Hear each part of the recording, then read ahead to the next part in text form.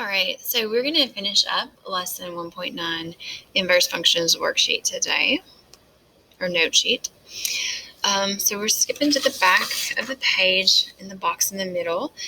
So we are going to find some inverses algebraically instead of informally. So these are going to be a little more complicated than just the one-step functions. There's going to be multiple steps with them. All right, so the first thing we have to do is decide if a function has an inverse.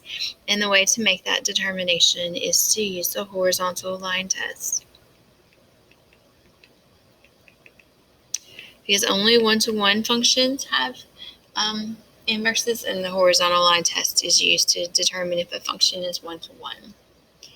Okay, second step is very easy. You're just going to replace f of x with y. All right. Then we're going to switch x and y, which is also an easy thing to do, and then we're going to solve for y. So that solving for y is the most challenging part, I think, of today's lesson. And then the last step is to replace y with the inverse notation, which is f inverse of x. All right, so let's start with the horizontal line test. And as much as possible, I'm going to try to not use a graphing calculator. I'm just going to try to just picture it in my head. So I know that f of x equals the quantity x plus 3 quantity squared takes the parent function x squared, which is a parabola, and shifts it 3 places to the left. So it looks something like this. And I also know that all parabolas are going to fail the horizontal line test. So I would say HLT for horizontal line test and put a big X. And when that happens, unless you have other instructions that go with it, when that happens, you just say the inverse does not exist. And you're done with that problem. All right. Now, don't think you're going to have too many of those. All right, let's look at B. B is a linear function. And we have a y-intercept of -3 and a slope of 4. So it's going to be really steep. It's going to look something like that. But every linear function except horizontal lines pass the horizontal line test. So we have to find the inverse on this one. All right, so our first step was to replace f of x with y. Right. Then we're going to switch x and y and solve for y. So this one is just a two-step problem to solve. So we're going to add the 3 and then divide by 4. And then your last step is to use inverse function notation. So f to the -1 of x. And it's up to you, but I would just leave it in that kind of big-ish fraction. Leave it just like that. That's the inverse.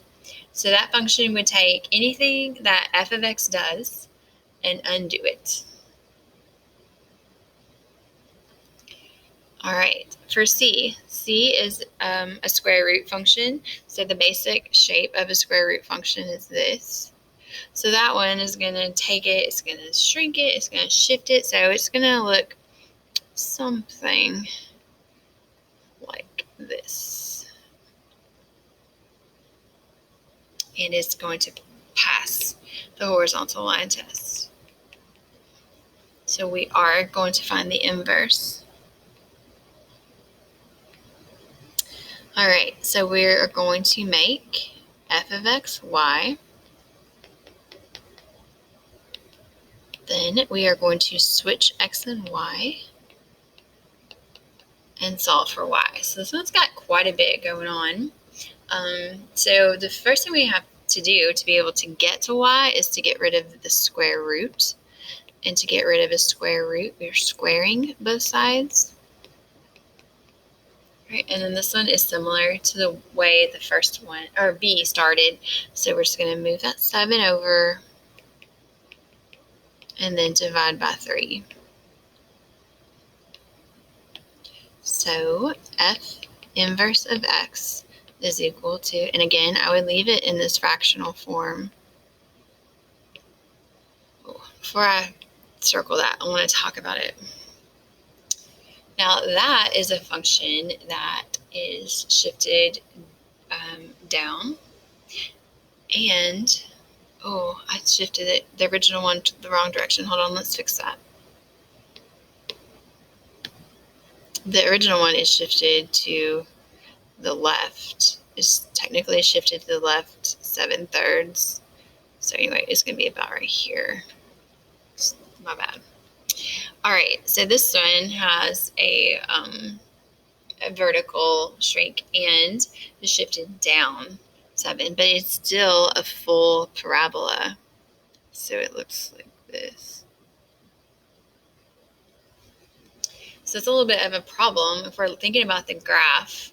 The graph of that whole parabola doesn't match up with f of x. Only half of it does. So I need to get rid of that half. So to get rid of that half, you restrict the domain, and you're just going to say you want to use this inverse function for x's that are greater than or equal to 0. Only half of a parabola is an inverse to a square root graph.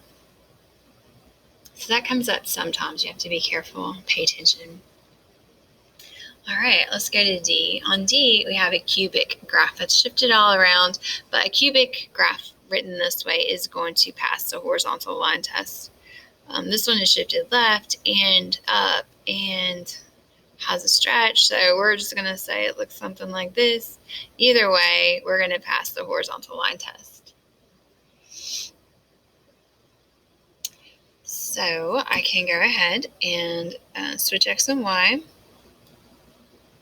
or hold on, go ahead and get ahead of myself. I'm going to make f of x, y. I am going to switch x and y and solve for y.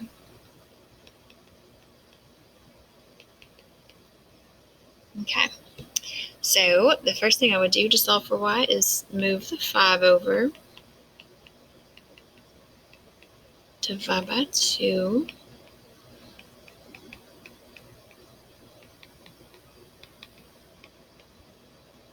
Okay, then to get rid of a cube, I'm going to take the cube root of both sides.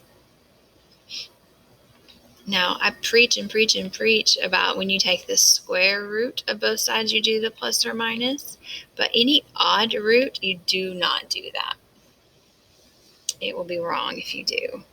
All right, and then I'll move that 4 over. So I'm ready for my function, my inverse function notation, the cube root of that fraction, and then minus 4. All right.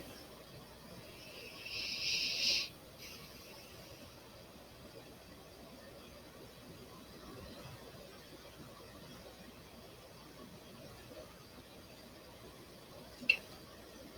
And then a cube root graph kind of looks like a snake. And so it's not going to need, I did that wrong. Looks like an S. Goodness. Oops.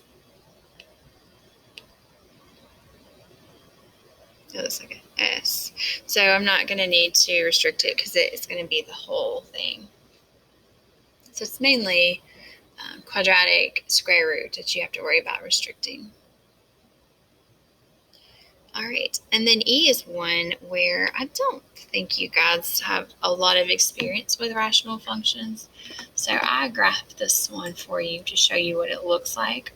And so it is definitely going to pass the horizontal line test. Even though it kind of looks like it goes flat, it's going to keep going up a little bit forever down, but it's never going to go past that line where y equals 1. It's going to stay on top of it up here, stay below it over here. So it's going to pass the horizontal line test. So we can find the inverse by making f of x, y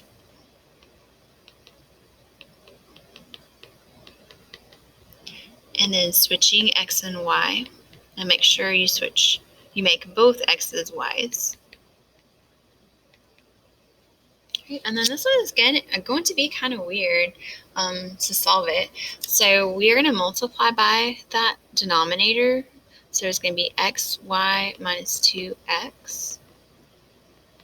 Okay, and then we're going to do some things you're probably just not used to doing because you've never done them before. So we're going to go ahead and get the y's together. So I'm going to move the y over here. I'm going to move the 2x over there. Okay. Then I have to get the y away from the other terms on the left side. And the only way to do that is to factor out a y.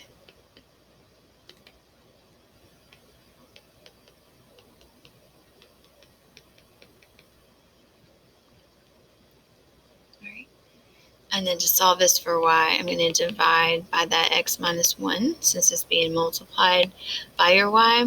So that leaves us with f inverse of x is equal to 2x plus 1 over x minus 1. And that's it.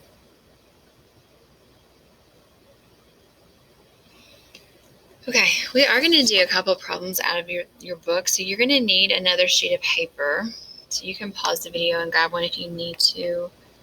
On page 91, we're going to do 73 and we're going to do 81. And the directions on 73 and 81 say to restrict the domain of the function f so that the function is 1-to-1 and has an inverse. Then find the inverse function f to the negative 1 and state the domains and ranges of f and f to the negative 1. All right, so let's just start with one thing. So the first thing it asks us to do is to restrict the domain so this function is 1-to-1. So we all know what this looks like. It's a parabola that's shifted to the right.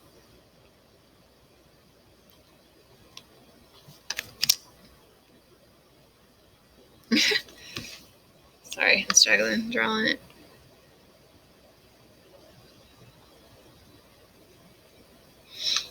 Okay, and a whole parabola doesn't pass the horizontal line test. So a whole parabola is not 1-to-1, so we have to pick a side and get rid of it. So the easier side to get rid of in the long run is the side on the left. It's just going to take some steps away. So our new parabola is just half of a parabola. So one where the domain is just the x is greater than or equal to 2. All right, so then we're going to, the second part says to find the inverse. So we're going to make f of x y. We're going to switch x and y. And then we're going to solve it for x. Solve it for y. So we are going to take the square root of both sides. And again, I know I've talked to you a million times, maybe that's an exaggeration, a bunch of times about doing the positive and negative square root. But as long as we pick the right side of the parabola, we do the positive square root. If we had picked the left side of the parabola, we would do the negative square root. All right, and the final step to solve it for y is to move that 2 over. And then we can write it using inverse notation.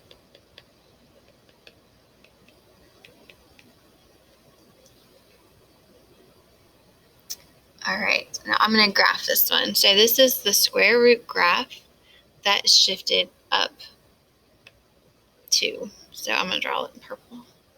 There it is. And that looks really good. Actually, it's a reflection over the line y equals x. All right. So the next thing that the directions ask us to do is state the domains and ranges of f and f inverse. Now I already have our new domain for f, but we can also give the range. So if we're looking at the green graph, the very bottom y value is at 0. So y is greater than or equal to 0. All right. Then if we're looking at the purple graph, our domain, we're talking about x's. So all the x's are from 0 to the right, so greater than or equal to 0. And for the range, if we're looking at the y's, all the y's are greater than or equal to 2. So look at your domain and range of your function and your inverse function and see if you can find any relationship there. I hope you can find one. So because when you find inverses, you switch x and y, you're basically switching the domain and range. So the domain of f should be matched with the range of f inverse, and the range of f should match with the domain of f inverse. All right, now we're also going to do 81. All those things again. So 81, f of x equals the absolute value of x minus 4 plus 1. Okay, so I'm going to just do a little graph of that. So that graph is a V graph. Absolute value is a V graph. That is shifted to the right 4.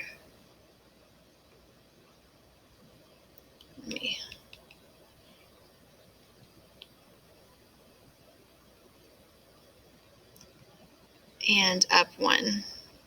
All right, so I have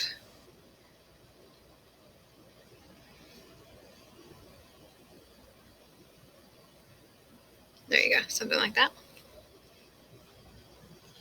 Okay, and again, that fails the horizontal line test. It's not a one-to-one function. So I'm going to make it a one-to-one function by restricting the domain. And you can choose to pick either side. It's easier, I promise you, it's going to be easier if we pick the right side. And the right side, the cutoff, just take the left off.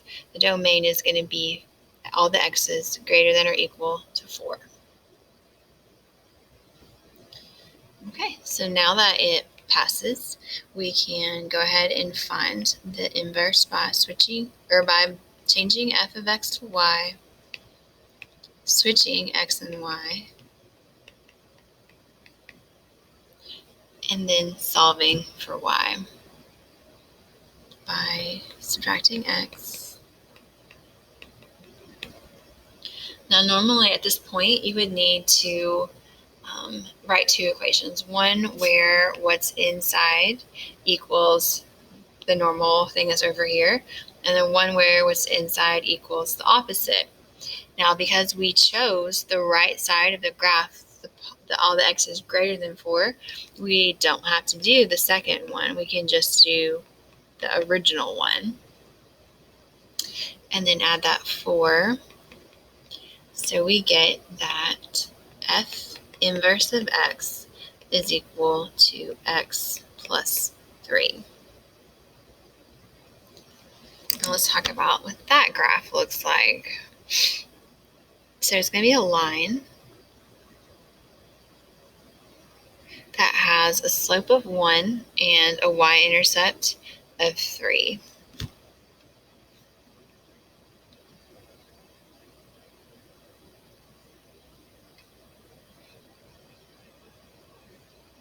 I kind of cheated when I drew it to make it look like I wanted to. All right, so there it is. That is, well, it's close. So a slope of 1 and a y-intercept of 3. Now that whole line is definitely not going to be it. So we are going to have to cut off part of it. And so I'm going to go ahead and give my range of the purple one, the f of x one. And that's going to help me know where the cutoff is on the inverse. So on the range, on the purple one, is that y's are greater than or equal to 1. All right, so on the green one, according to what worked on the last one, the domain and ranges are going to be switched. So the domain of this one should be x is greater than or equal to 1, and the range should be y is greater than or equal to 4. So this much is cut off. I didn't draw it perfectly, so that should be down at 1, 4, but you get the idea.